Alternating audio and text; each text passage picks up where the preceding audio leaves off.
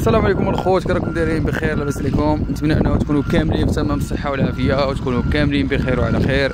مرحبا بكم في هذا الفيديو جديد اللي غادي نتكلموا فيه على اللقاء اللي جمع ما بين المنتخب الوطني المغربي ونظيره منتخب كرواتيا.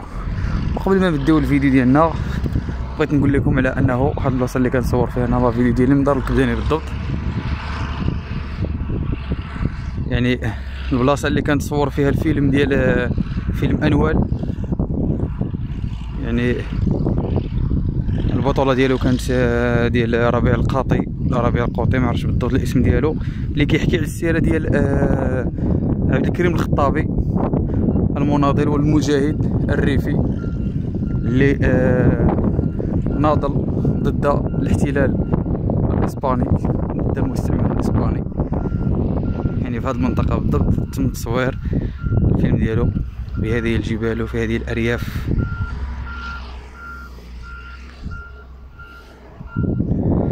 كيف ما قلنا خوت، المنتخب الوطني المغربي لعب اليوم اولى مبارياته بكأس العالم ضد منتخب كرواتيا، المنتخب العنيد وهو وصيف بطل كأس العالم للنسخة الماضية روسيا 2018.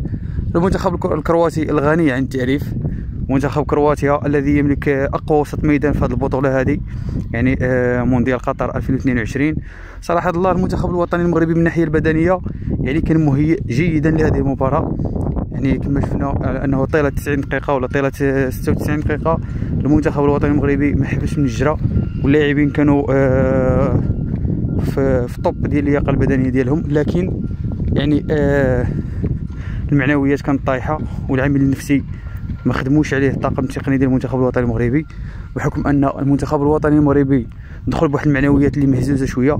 وهذا الشيء كان ظاهر جليا في التمريرات ما بين اللاعبين. يعني شفنا في ربع ساعه الاولى يعني شي 5 ولا 6 ديال التمريرات خاطئه للمنتخب الكرواتي، يعني غير بيستر وصافي ما استغلوهاش المهاجمين الكرواتيين بشكل جيد.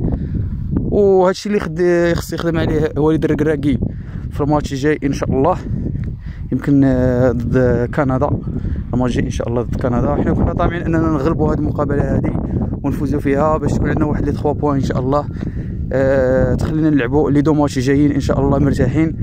لكن ماشي مشكل، حتى نقطه التعادل امام منتخب كرواتي عنيد، منتخب كرواتي يعني منضبط تكتيكيا، نقطه ثمينه في انتظار المباراتين. يعني كتعطيك امل وكتخليك على انك تلعب جوج ماتشات جايين مرتاح، بغض النظر عن النتيجه ديال منتخب بلجيكا وكندا اليوم، اللي كنتمنى على انها كذلك تنتهي بالتعادل باش تكون الحظوظ متساويه عند جميع الفرق، وما نلعبوش بواحد مركب نقص ان شاء الله في المباراه الجايه. وكنتمنى على ان وليد الركراكي والطاقم التقني بصفه عامه ديال المنتخب الوطني المغربي يركزوا شويه على المعنويات ديال اللاعبين، لانه شفنا رغم ان المنتخب الوطني المغربي كيتوفر على تركيبه بشريه، يعني معظم ديالها من اللاعبين يمارسون في اعتى الانديه الاوروبيه.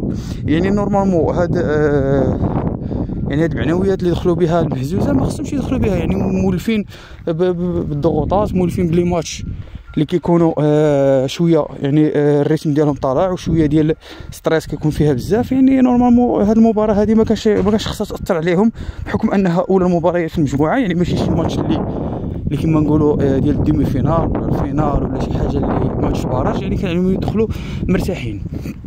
والحاجه الثانيه واللي مهمه واللي خص يركز عليها السي وليد هي عبد الصمد الزلزولي. عبد الصمد الزلزولي لاعب شاب صغير، يعني هذه اول بطوله عالميه ليه. يعني كما شفتوا العامل النفسي كان مأثر عليه بزاف، ماشي هذاك هو الزلزولي اللي كنعرفو ديال البارسا، ماشي هو الزلزولي ديال اوساسونا، وماشي هو الزلزولي ديال المباريات الوديه اللي خاضها مع المنتخب الوطني المغربي. يعني ما كتكون عنده ثقه في النفس كنشوفوا زلزولي واحد اخر، ماشي الزلزولي اللي كانت النفسيه مهزوزه ديالو اليوم، ولعب تقريبا نصف ساعه يمكن له 25 دقيقه. يعني الاخرى ديال مباراه كرواتيا ما عطاش فيها اضافه، بالعكس على انه خسر بزاف ديال الثنائيات. هادشي اللي غادي يخليه يفقد الثقه، وهذا هو الدور ديال الناخب الوطني والطاقم التقني على انهم يرجعوا فيه ديك الثقه، يرجعوا داك الزلزول اللي كنعرفوه ان شاء الله، لانهم محتاجين لكل لاعبين في هذه البطوله، راه حنا محتاجينهم. يعني سواء اللي كيكونوا في الاحتياط سواء اللي كيكونوا يعني داخل رقعه الميدان. ونتمنوا ان شاء الله على اننا نشوفوا نتائج زوينه ونشوفوا مباريات كبيره للمنتخب الوطني المغربي، لان المنتخب الوطني المغربي لا يقل شأنا عن نظيره الكرواتي او منتخب بلجيكا او منتخب كندا. عندنا جميع المقومات، عندنا جميع الامكانيات على اننا نمشيو بعيد في هذه البطوله ان شاء الله. لاعبين من طراز رفيع، جيل رائع يمارسون باكبر الانديه الاوروبيه، يعني ما كاينش هناك اي نقص.